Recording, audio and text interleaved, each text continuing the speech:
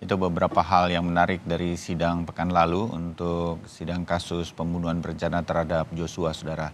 Dan sekarang untuk mengetahui agenda sidang, apakah ada perubahan dan lain-lain, kita akan segera bergabung dengan jurnalis Kompas TV Niputu Trisnanda yang sudah berada di Pengadilan Negeri Jakarta Selatan. Putu, agenda sidang dan para saksi yang dihadirkan, apakah semuanya confirm atau memiliki kepastian hari ini? Putu, silakan. Ya, selamat pagi Bayu dan juga saudara. Memang kalau kita lihat bagaimana kemudian jalannya ataupun juga persiapan proses persidangan dengan perkara pembunuhan berencana yang kemudian mengakibatkan Joshua Huta Barat menutup mata atau meninggal dunia ini akan digelar pada pukul 10:30. Ini berbeda dengan situasi ataupun juga jadwal yang biasanya dilakukan di mana persidangan ini dimulai pada pukul 9 ataupun juga pukul 9:30. Karena memang kalau kita lihat dan juga saya saksikan sendiri di lokasi, ini masih ada agenda lain di Pengadilan Negeri Jakarta Selatan terkait dengan pelantikan yang menggunakan ruang sidang utama, maksud kami Bayu dan juga saudara, sehingga proses persidangan ini ditunda sampai pukul 10:30 waktu Indonesia bagian Barat. Tetapi meskipun demikian, kalau tadi kita lihat juga sempat lewat sedikit begitu bagaimana kuasa hukum dari Richard Eliezer ini juga sudah tiba di lokasi, tetapi memang kami belum mendapatkan informasi terdakwa siapa saja yang sudah tiba karena hari ini rencananya ada 3 orang terdakwa yang akan menjalani proses pembuktian di ruang sidang, yakni Richard Eliezer, Ricky Rizal dan juga Kuat Ma'ruf. Memang persidangan Richard Eliezer ini selalu menjadi sorotan publik. Bagaimana kemudian berbeda dengan terdakwa-terdakwa lain termasuk juga dengan perkara yang lain, yakni obstruction of justice atau perintangan penyidikan. Richard Eliezer ini selalu dikunjungi ataupun juga mendapatkan support dari rekan-rekan baik itu yang mengenal ataupun juga bahkan baru mengetahui Richard Eliezer ketika kasus ini muncul ke permukaan atau diketahui oleh publik. Dan saat ini saya akan menunjukkan kepada Anda, Bayu dan juga saudara, bagaimana situasi yang ada di depan ruang sidang utama Pengadilan Negeri Jakarta Selatan. Juru kamera Kompas TV, Janivan, ini menunjukkan bagaimana antrian dari penggemar ataupun kalau saya boleh memilih kata yang lebih tepat adalah yang memberikan support kepada Eliezer, ini sudah mengantri di depan ruang sidang utama, meskipun kalau Anda saksikan melalui layar yang disediakan oleh pihak Pengadilan Negeri Jakarta Selatan, ini memang belum berisi persidangan dan masih dilanjutkan dengan agenda pelantikan dari panitera yang nantinya akan bertugas di Pengadilan Negeri Jakarta Selatan.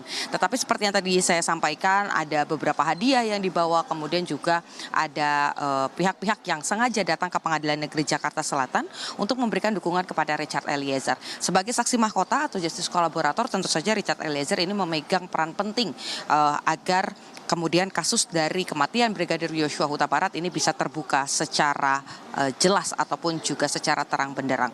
Kalau kita lihat bagaimana kemudian atau prediksi bagaimana kemudian jalannya proses persidangan, apa yang kemudian akan digali. Tadi saya sempat berbincang dengan pihak dari Pengadilan Negeri Jakarta Selatan terkait dengan hal ini, kemudian juga dengan jaksa penuntut umum, apa saja yang kemudian akan digali.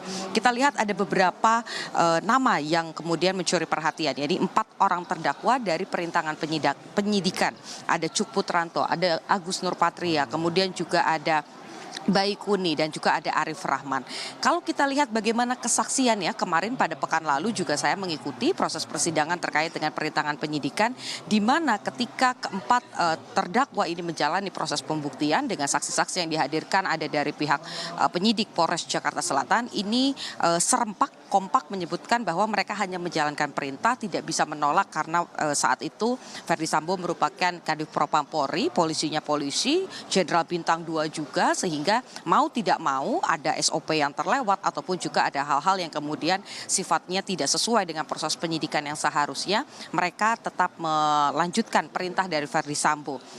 Tentu saja ini perannya berbeda-beda, ada yang kemudian diduga ataupun juga didakwa dalam dakwaan tertulis menghilangkan ataupun juga merusak CCTV sehingga didakwa dengan pasal dari Undang-Undang ITE, ya ini merusak ataupun juga membuat satu barang elektronik ini tidak bisa berfungsi dan akhirnya berdampak pada proses penyidikan yang jadinya tidak bisa berjalan dengan baik. Kemudian juga ada yang bertemu dengan pihak keluarga, diduga merintangi pihak keluarga untuk melihat ataupun juga mengetahui bagaimana kondisi terakhir dari Joshua Huta Barat ketika tiba di Jambi.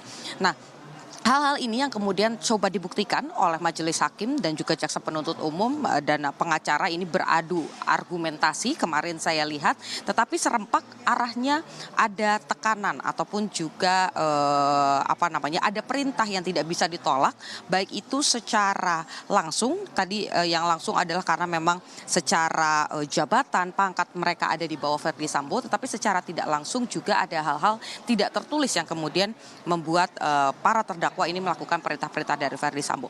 Apakah itu bisa kemudian meloloskan seluruh terdakwa dari dakwaan yang diberikan oleh jaksa penuntut umum? Tentu belum bisa disebut demikian atau disimpulkan demikian karena memang prosesnya masih panjang.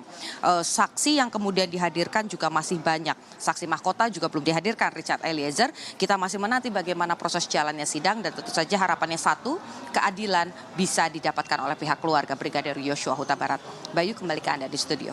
Baik, ini Putu Trisnanda, terima kasih laporan Anda mengenai situasi sebelum jalannya sidang tadi di bagian depan atau di halaman dari Pengadilan Negeri Jakarta Selatan atau PN Jaksel. Ada beberapa hal yang akan menarik sebagai sebuah agenda sidang bahwa hari ini akan ada 4 terdakwa dari kasus yang berkaitan, kasus perintangan penyidikan yang akan dihadirkan sebagai saksi untuk 3 terdakwa dalam kasus pembunuhan berencana terhadap Brigadir Joshua, yaitu ada Agus Nurpatria, Cuk Putranto, Arif Rahman Arifin, dan Baikuni Wibowo.